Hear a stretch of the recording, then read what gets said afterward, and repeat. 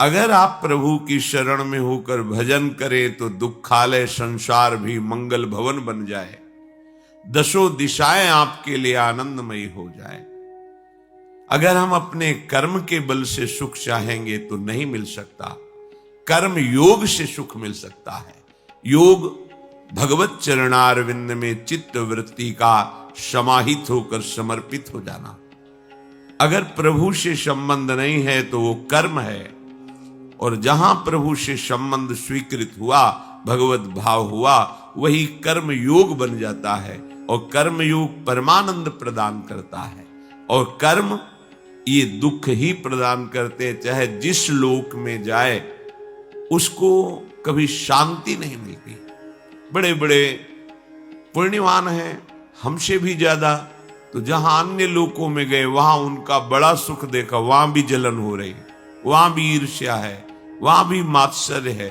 तिनके से लेकर ब्रह्मलोक तक सब माया का प्रपंच फैला हुआ है। श्री भगवान कह रहे हैं कि परमानंद महासुख की प्राप्ति के लिए जो अनन्य भाव से मेरा भजन करते हैं, ये अनन्य शब्द बार बार इसलिए परिचय दिला रहे हैं कि एक बार अनन्य हो जाओ। शरीर का राग, इंद्रियों में जो भोगों की सुख की लालसा है, और परिवार मित्र सुहृदजनों में जो स्नेह है, राग है, यही हमारा बंधन है, यही बंधन है। अगर इसको आप बंधन मान लेंगे तो मुक्त होने की इच्छा होगी, पर आपने तो इसे सुख मान लिया, बंधन मानते ही नहीं है, तो परिणामतः दुख ही दुख भोगते चले जा रहे हैं। कल एक भगत जी कह रहे थे, अश्रु प्रवाह करते हुए, वृद्धावस्था है, मेरी पत्नी पधार गई, पर रात दिन उसकी याद आती है और मैं रोता हूं। विचार कीजिए, शरीर तो चला गया, लेकिन शरीर की स्मृति बनी है, और इतनी जोर की बनी है कि उनको असह्य हो रहा है वियोग। धन्यवाद का पात्र उसी समय जी हो जाता है जब ऐसी स्थिति प्रभु के लिए हो जाती है। सच्चिदानंद प्रभु की स्मृति में वो रोता है तो जगत पावन करने वाला बन जाता है। कोई भी निरंतर हमारे साथ नहीं रह सकता। हमारा शरीर भी हमारे पास नहीं है अब भी, केवल तुम मान रहे हो। ये प्रतिपल मृत्यु का ग्रास होता जा रहा है। जैसे अंजुली को चाहे जितना जोर बांध करके जल लो, वो जल क्षीण ही होता चला जाएगा। ऐसे ही तुम्हारी आयु प्रति क्षण नष्ट हो रही है, प्रति क्षण मृत्यु का ग्रास बन रही है। आपको समझ में नहीं आ रहा। बस यही समझ प्रदान करने के लिए भगवत प्रेमी महात्माओं की वाणी में प्रभु बैठ करके उपदेश करते हैं कि तुम समझ जाओ तो परमानंद में मगन हो जाओगे। प्रभु कह रहे हैं, सततम कीर्तयन्तो मां यतन्तश्च दृढ़व्रताः नमस्यन्तश्च मां भक्त्या नित्ययुक्ता उपासते। हे अर्जुन, जो नित्य निरंतर मेरे में लगे हुए उपासक हैं, नित्य और निरंतर, ये बड़ी दुर्लभ बात है। शरीर हमारा अनित्य है, तो इस शरीर से जितनी भोगी जाने वाली वस्तुएं सब अनित्य हैं। अनित्य माने नाशवान। और इससे जितनी क्रियाएं होती हो सब नाशवान है। नित्य हमारा स्वरूप है, नित्य हमारे आनंददाता प्रभु हैं। यदि इस नित्य संबंध को नित्य से कर लिया जाए तो निरंतर भजन होने लगे। पर हम अपने स्वरूप को जो नित्य है उसको भूलकर अनित्य शरीर, अनित्य संसार में सुख खोजने की वृत्ति से लग गए, इसलिए अब भजन नहीं होता। क्योंकि जहां स्वसुख वांछा प्रकट होती है वहां पाप भावना जागृत हो जाती है। जितने पाप होते हैं वह स्वसुख वांछा से होते हैं। स्वसुख वांछा ये आसुरी भाव है। आशु कहते हैं प्राणों को, जो केवल अपने प्राणों के पोषण में लगे हैं, केवल इंद्रियों के भोगों में लगे हैं। वो अनित्य में लगने के कारण प्रभु का जो नित्य स्वरूप है, नित्य संबंध है, वो निरंतर भजन नहीं कर सकते। इसलिए पहले भजन करने के लिए हमें आवश्यक है अनित्य वस्तुओं को अनित्य मानना।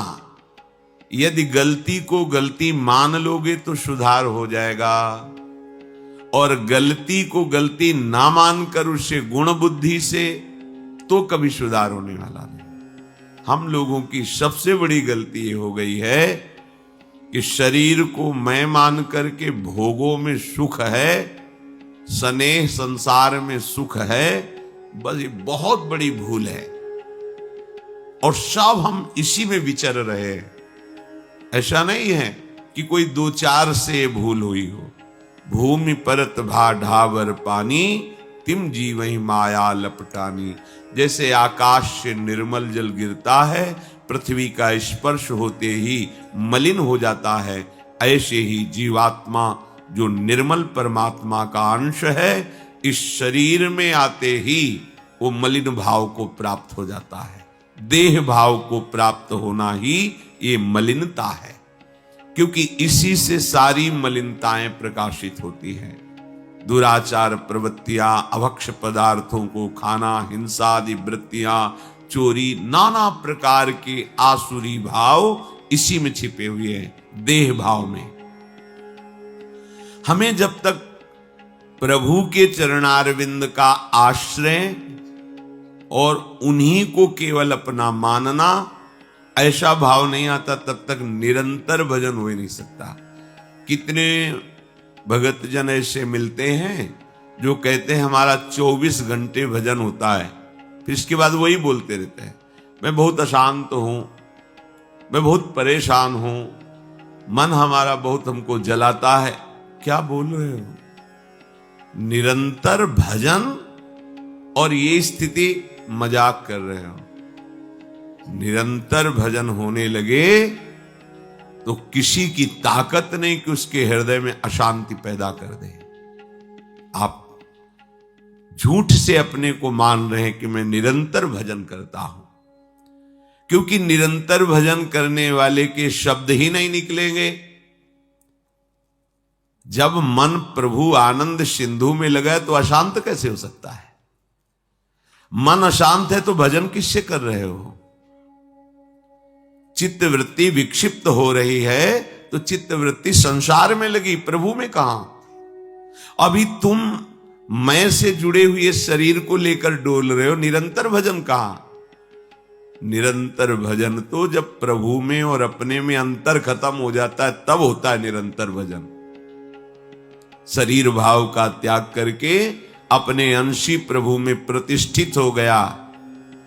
ब्रह्मविद ब्रह्मैव भवतु, भगवत स्वरूप हो गया, अब निरंतर भजन होता है। पर इसके लिए हमें प्रयास करना है, हमें प्रयास का अवसर दिया गया है। हम अधिक से अधिक मौन का आश्रय लें, कम बोलें वाणी से। जितना समय हमें नाम जपने का मिले, खूब धैर्य पूर्वक, मन ना लगे तो भी वाणी से नाम जप कीजिए।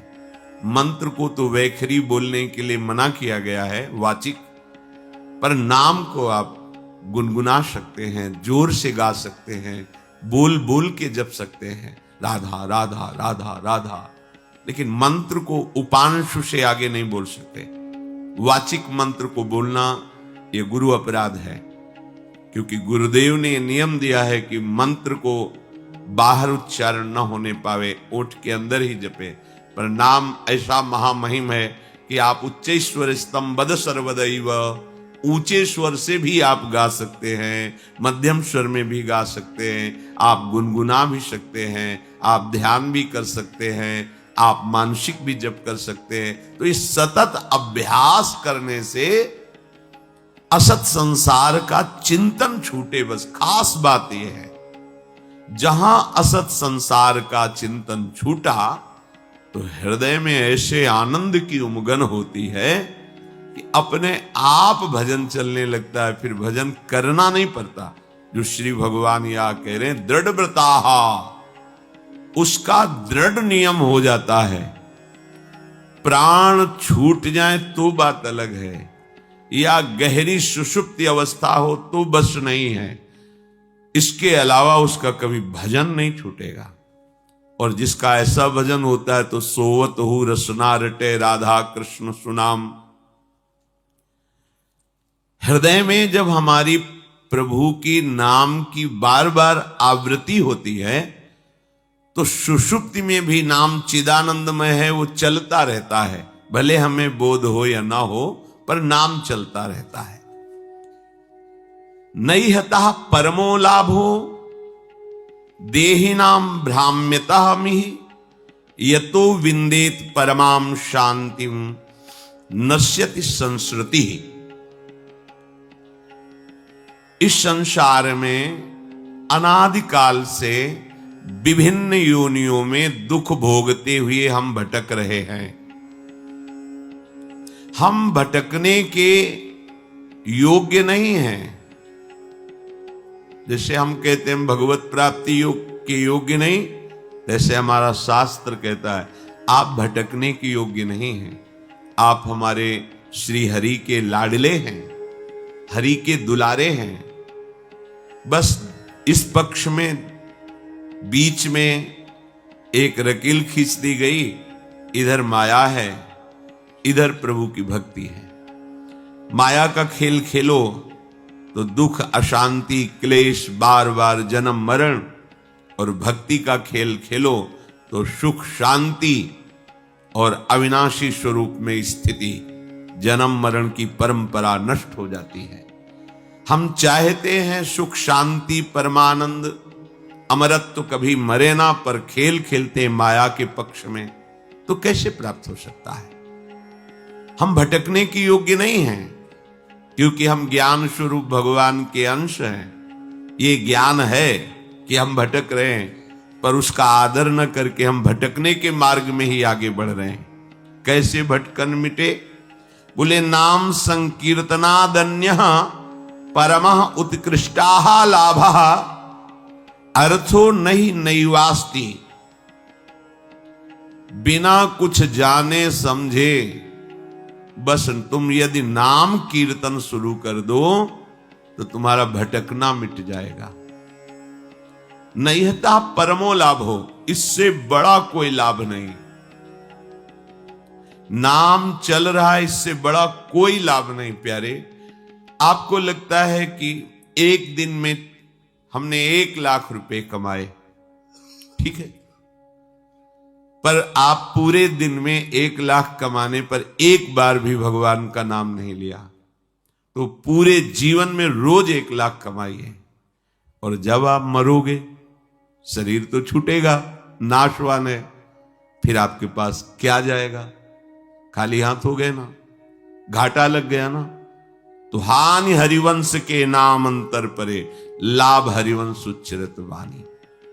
आप जो कार्य कर रहे हो अगर उसे नाम जपते हुए करते तो लौकिक लाभ भी होता और पारलौकिक लाभ भी होता। नाम के बिना आपका वो लाखों रुपया जो कमाया है वो आपको सुख नहीं दे सकता, वो शांति नहीं दे सकता, वो आनंद प्रदान नहीं कर सकता। रुपये से आनंद नहीं मिलता, रुपये से अविनाशी पद नहीं मिलता, रुपये से जन्म परंपरा नष्ट नहीं होती, रुपये से दुख नहीं मिटाया जा सकता। आप कह दो कि रुपये से औषधियां मिलती हैं, रुपये से डॉक्टर अच्छे मिलते हैं, तो दुख क्यों नहीं मिटाया जा सकता? जब तक तुम्हारे पाप कर्म नष्ट नहीं हो जाएंगे तब तक डॉक्टर भी तुम्हें सुखी नहीं करेगा, औषधियां भी काम नहीं करेंगी, और जहां पाप कर्म वो नष्ट हुआ जिसके कारण दुख आया वो अपने आप शांत हो जाएगा। तो मूल बात पाप को नष्ट करना है, तो पाप कैसे नष्ट होता है? नाम संकीर्तनम यस्य सर्व पाप प्रणाशनम। जितने भी पाप हैं सब नष्ट हो जाएंगे।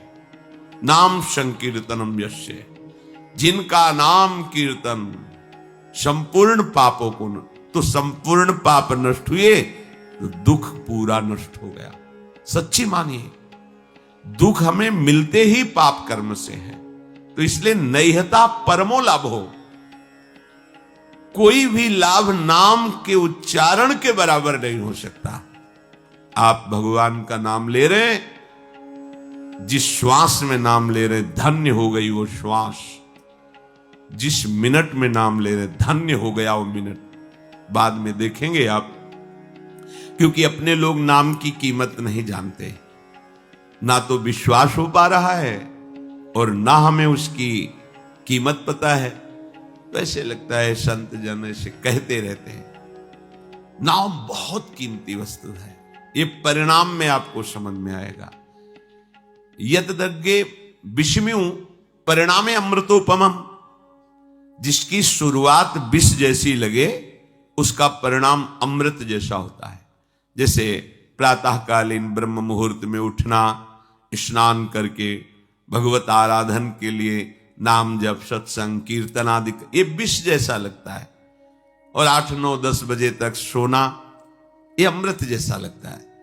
तो यद्यज्ञे अमृतोपमम् परिणामे विषम्यु, जिसकी शुरुआत अमृत जैसी लगे। भोग दृष्टि रखना, पाप दृष्टि रखना, मनमानी आचरण करना, ये अमृत जैसा लगता है, लेकिन इसका परिणाम बड़ा भयंकर दुखदाई होगा। और संयम में रहना, मन को रोकना, इंद्रियों को गलत विषयों के भोग में न जाने देना और नाम जप करना, ये विष जैसा लगता है, लेकिन परिणाम में अमृत मिलेगा। परिणामे अमृतोपमम् नैहिता परमो लाभो देहिनाम भ्राम्यताम ही। इस संसार में भ्रमित लोगों को परम लाभ प्रदान करने वाला ये नाम है। नाम यतो विंदेत परमाम शांतिम नश्यति संस्कृति ही। ये सब आवागमन के चक्र को मिटा करके परम शांति परम सुख प्रदान करने वाला नाम है।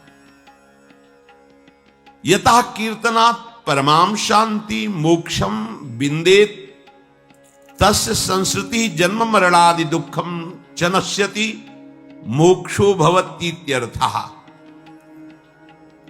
परम शांति, परम पद, आवागमन चक्र से मुक्ति, ये स्वाभाविक हो जाएगी। आप केवल नाम जप कीजिए। ते सभाग्या मनुष्येषु कृतार्था नृप निश्चितम स्मरन्ति स्मारयन्तो ये हरिर्नाम कलौ युगे। मनुष्यों में वो परम धन्य है। ये अन्यान स्मारयन्तः सन्तः हरिर्नाम स्वयं स्मरन्ति ते मनुष्येषु कृतार्था सभाग्याः निश्चितम।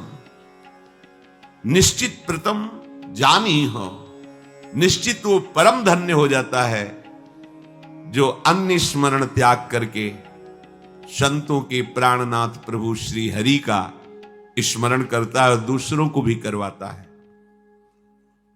ये जरूर करना चाहिए।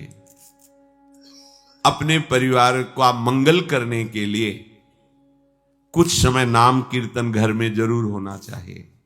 मान लीजिए प्रार्थना, आपको परम सुख मिलेगा। आप सुख के लिए ही दौड़ रहे हैं। थोड़ी देर में, हम ज्यादा नहीं कहते, 10 मिनट, 24 घंटे में कोई 10 मिनट आप निकाल लीजिए। कोई संगीत ना हो तो अपने पास ये संगीत है, ताली, राधा राधा, किसी भी ध्वनि में, किसी भी राग में, भाव न लगे ना लगे, श्रद्धा बने ना बने, दवाई मानकर, औषधि मान करके आप कीजिए। आपके घर में जब राधा नाम गूंजेगा तो दरिद्रता भाग जाएगी। देख लेना, करके देख लेना। अब मानो तभी ना, आपके घर में कोई भी कभी प्रेत आत्मा प्रवेश नहीं कर पाएगी। आपके परिवार वालों पर किसी का टुटका नहीं चलेगा। अगर आप अपने परिवार को बैठाल कर 10 मिनट केवल नाम कीर्तन कीजिए, राधा कृष्ण, राधा वल्लभ, राधे श्याम, जो आपको प्रिय नाम लगे, सब नाम महिमामय हैं। बैठ कर के मान लीजिए ना। आप मानते नहीं, सुनते तो बहुत है, आचरण में नहीं उतारते। 24 घंटे में कभी एक ऐसा समय रखिए जब आप अपने परिवार के साथ प्यार से बैठ करके और प्रभु का नाम की, फिर आप देख लेना, खुद देख ले। 10 मिनट, 24 घंटे में हम 10 मिनट की बात कह रहे हैं। और कहीं सौभाग्य और बढ़ जाए तो एक अध्याय भगवान की महिमा का गान सुनाइए परिवार को बैठकर। श्रीमद् भागवत है, भक्तमाल जी है, भक्तों के चरित्र हैं, भगवान की अवतार कथाएं हैं। आप देख लो, घर तीर्थ हो जाएगा। आपको कहीं तीर्थ जाने की जरूरत नहीं। लोग परेशान होते हैं, हमारे तो 7.5 शनिचर का प्रकोप है, या ऐसा वैसा, पता नहीं किसी ने क्या कर दिया है। ये सब भ्रम हट जाएगा। नाम कीर्तन की गूंज जो आपके घर में उठेगी ना, वो आपका मंगल करके ही छोड़ेगी। देख लेना। भाव कुभाव अनखालशहु, नाम जपत मंगल दिश दशहु। तेष भाग्या मनुष्येषु, मनुष्यों में सौभाग्यशाली कौन है? बोले स्मरंत स्मारयंतो ये हरिर नाम कलो युगे। इस युग का बहुत बड़ा प्रताप है, जो 10,000 की वर्ष की तपस्या से फल नहीं प्राप्त होता, वो 24 घंटे नाम कीर्तन से प्राप्त हो जाएगा। बड़ी महिमा है। तो आप अगर 10 मिनट अपने घर में नाम कीर्तन करें, एक अध्याय श्रीमद् भागवत का प्रभु को सुनाएं। संस्कृत ना आता हो तो हिंदी में ग्रंथ हैं, उनका अर्थ लिखा हुआ है, हिंदी में पढ़ लीजिए, हमें भाव प्राप्त हो जाएगा। जैसे सुधा सागर, प्रेम सागर, ऐसे केवल हिंदी से ग्रंथ की रचना हुई, उन्हीं को अर्थ के द्वारा पूरा बांधा गया है। जो श्लोक हैं उन्हीं के अर्थों को पूरा क्रम से लिखा गया है। बहुत सुंदर। प्रेम सागर, सुधा सागर, बहुत सरल भाषा में महान वैष्णव परम पूजनी गोस्वामी तुलसीदास जी ने सब शास्त्रों की सार बातें रामचरितमानस। जब हम सतशास्त्रों का अपने परिवार में बैठ करके गायन करके श्रवण कराते हैं तो सबके संस्कार पवित्र होते हैं, बुद्धि बदलती है। कितना प्रभाव पड़ता है। गर्भस्थ शिशु को नारद जी भगवान की भक्ति और कथा सुना रहे हैं तो प्रहलाद जी प्रकट होते ही महाभागवत के रूप में। आप देखो, गर्भस्थ शिशु अभिमन्यु को चक्रव्यूह तोड़ने का उपदेश कर रहे तो गर्भ में ही वो सीख गए। बड़ी महिमा है। यदि आप अपने परिवार में नाम कीर्तन करेंगे और भगवत आराधना की भावना से ठाकुर जी विराजमान करके उनको कथा सुनाएंगे, एक अध्याय सुनाए, एक अध्याय आपके जीवन के अध्याय को बदल देगा। आप देखना ना, पर कोई करना नहीं चाहता। और कहीं ये सौभाग्य उदय हो जाए कि बिना ठाकुर जी को भोग लगाए हम पाएंगे नहीं, तब तो बात बन गई, फिर तो बिगड़ेगी नहीं। क्योंकि आहार से हमारा प्राणों का पोषण होता है और बुद्धि का प्रभावित होना होता है। अगर सात्विक आहार है तो बुद्धि सात्विक, राजसिक तो राजसिक, तामसिक तो तामसिक। जब प्रभु को भोग लगा दिया जाता है तो गुणातीत हो जाता है। न वो सतोगुणी, न रजोगुणी, न तमोगुणी, वो भगवत प्रसाद हो जाता है। और प्रसाद एक एक कवल में महान सुकृत प्रदान करता है। भोजन भी हो गया और पुण्य भी बन गया। भगवान को भोग लगाया और पा लिया। ते सौभाग्या, ये सौभाग्यशाली मनुष्यों का जीवन है। कृतार्था, निश्चित इनका कल्याण हो जाता है, कृतार्थ हो जाते हैं। स्मरन्ति स्मारयन्तो। कई ऐसे सौभाग्यशाली परिवार हैं जो अपने छोटे छोटे बच्चों को बैठकर एक माला राधा नाम करो, हम तुम्हें अमुक वस्तु बाल भोग बना रहे हैं, तुरंत पवाएंगे, फिर आप स्कूल जाओ। एक माला राधा राधा राधा 108 बार बोलो। ये संस्कार उनको ऐसी उन्नति की तरफ ले जाएंगे कि जब बुद्धि पवित्र होगी तो पढ़ाई में लगेंगे, स्मरण शक्ति तेज होगी, पवित्र व्यवहार होगा तो इनका जीवन प्रकाशित हो जाएगा। जिन घरों में भगवान नाम कीर्तन भगवत कथा वार्ता नहीं होती तो कई जन ऐसे प्रश्न करते हैं कि हमारे बच्चे अब हमारे अनुशासन में नहीं रहे, वो मनमानी आचरण करते हैं, हम समझाने की चेष्टा करते हैं, क्या हो गया? बच्चापन से उनकी बुद्धि में रजोगुण भरा, रजोगुण तमोगुण में बदल गया, अनादर प्रारंभ हो गया। अब न वो शास्त्र मानेंगे न तुम्हारी गुरुजनों की बात मानेंगे। अब मन की बात तो मन तो अधोगामी है, वो निश्चित उनको विषयों में ऐसी जगह फंसाएगा जहां अशांति ही अशांति, दुख ही दुख है। स्मरन्ति स्मारयन्तो आदेश कर रहे हैं, खुद भजन करो और दूसरों को भजन करने की प्रेरणा दो। अगर हमारा कोई रिश्तेदार है, नातेदार है, मित्र है, प्रियजन है, हमारे पास बैठता है तो हमें प्रार्थना करनी चाहिए मृदु शब्दों से। यदि आप नाम जप करते हैं तो बहुत आपका मंगल होगा, और 1-2 माला बढ़ाइए। नहीं करते हैं तो प्रारंभ कर दीजिए। पूज्य भाई जी महाराज, एक संत उनके पास जैसे जाते थे तो यही कहते थे, हमारे पास आए हो तो हमें कुछ दक्षिणा दो। आदेश कीजिए, क्या दक्षिणा दें? आप नाम जप करते हो? नहीं, नाम जप तो नहीं करते, तो ये दक्षिणा दो कि आज से आप 5 माला नाम जप करोगे। लाखों लोगों को भजन में लगा दिया, लाखों लोगों को। ऐसे ही आप अपने सुहृद जनों को, मित्र जनों को, रिश्तेदार नातेदार जनों को नाम में यदि लगा दोगे तो आपने परम मंगल कर दिया और उसका परम लाभ आपको मिलेगा। जैसे आपकी प्रेरणा से 5 लोग नाम में जप में लगे तो आपके ऊपर विशेष हरि की कृपा होगी, क्योंकि 5 के जीवन उद्धार की बात आपने की तो आपका जीवन अपने आप मुक्त हो जाएगा माया प्रपंच से। ये रहस्य है। आप दूसरों को सुख देने की भावना करें तो आपको कभी दुख नहीं मिलेगा, पर हम अपने सुखी होने के लिए दूसरों को दुख देते हैं, इसलिए कभी सुखी नहीं हो पाते। कलेर दोष निधे राजन अस्ति हे को महान गुण कीर्तना देव कृष्णस्य मुक्त बंधा परम ब्रजेत। इस कलिकाल का बड़ा अवगुणी स्वभाव है।